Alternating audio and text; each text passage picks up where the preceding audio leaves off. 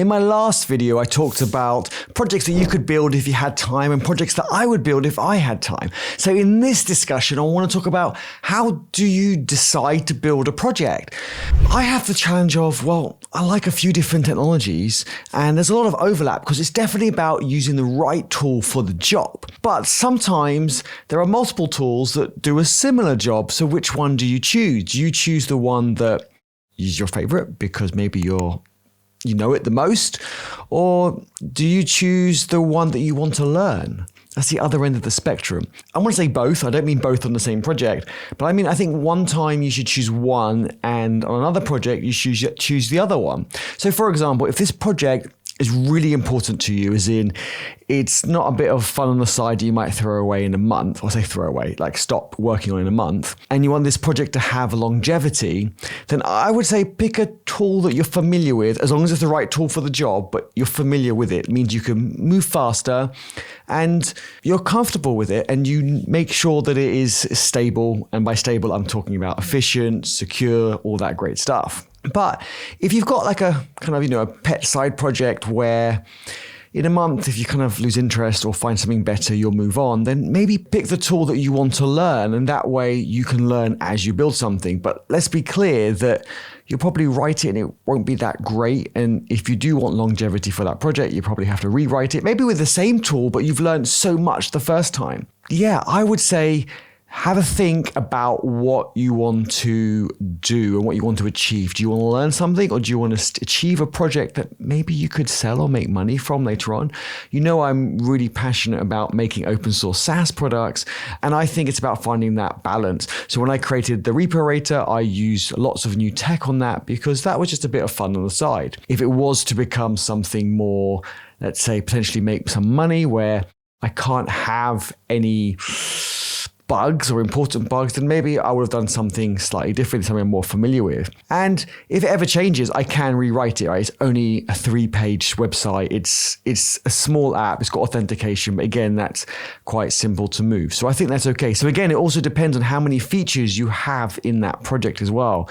I think if you're building something small with not too much longevity, then use something new, not too many tools. And I think that's really important. Whereas if you want to learn a new tool, you don't want to throw too many new tools in there because you're going to go really slow and you're going to get fed up with the project before you've even given it a chance. So I would say make sure that you're not throwing in too many new tools into the mix. That will frustrate you. You will get issues and challenges, and you won't know maybe which kind of library framework tool is causing the issue.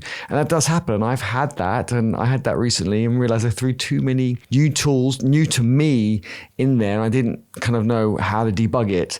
So yeah, got to be sensible. And I think this comes with experience. I think sometimes we pick something that's on one side of the scale, and then next time round we go to the complete other side of the scale, and we kind of bounce between the two, and then we find that happy medium, but also know when to challenge us, when to also take that risk, which is important. For those projects that aren't as important, you want to take those risks. If you're doing a client project, then you should definitely be using tools, libraries, frameworks, platforms that you're familiar with so that you know you're going to deliver a good product on delivery day, and also to support it going forward as well. I think that's super important. Do let me know in the comments below what you think and how you do make those decisions. And then talking about projects being small or big, I think it's important to work on a variety of projects, not at the same time necessarily. I'm terrible at context switching. I really like to kind of focus on a project, even if it's a short space of time. So I would say, do work on different projects. I see some people have worked on one project for, 5-6 years. And that is great, right? I don't think I have done that or could do that. So I really respect them.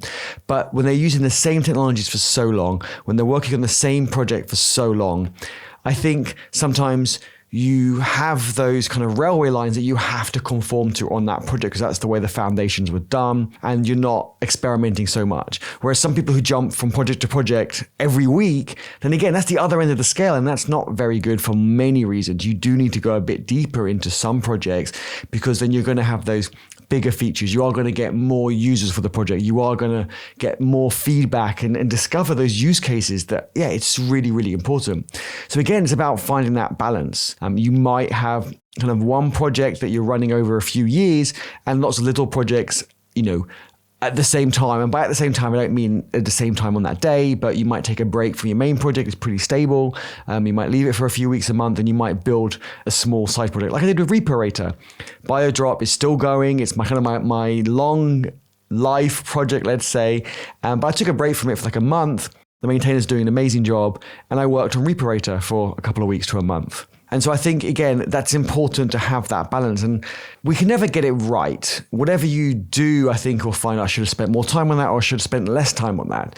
I think the important thing is to chat with the community and make sure you have maintainers on your project. And the reason why I say chat with the community is because you get to bounce those ideas with them. You get to see their different perspectives. And that's really important. You might not agree with it, but you get to see it and you go, right, I will do it like they've done it or they've suggested, or I won't. I mean, nothing wrong with what they chose, but it's not right for me, for example.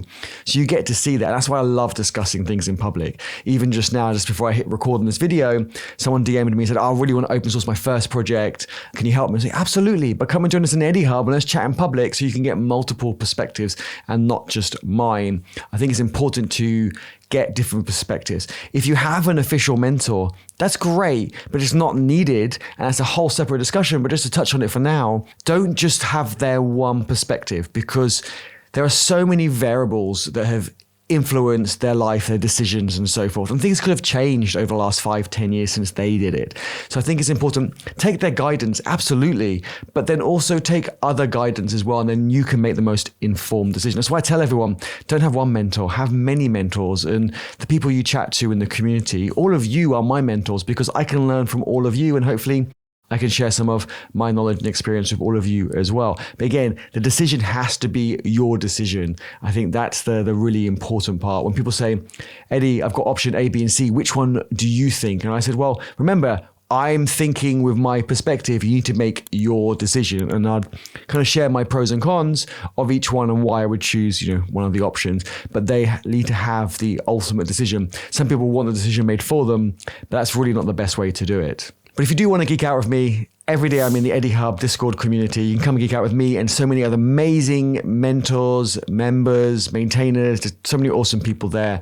We're geeking out all the time on open source, on our careers. And it's great to see some people have SaaS products, some people doing paid content, some people doing freelancing, and some people are going down the FANG route as well. So there's so many different ways you can take your career and you can always change at any point as well. So I look forward to seeing you there. Link in the description below.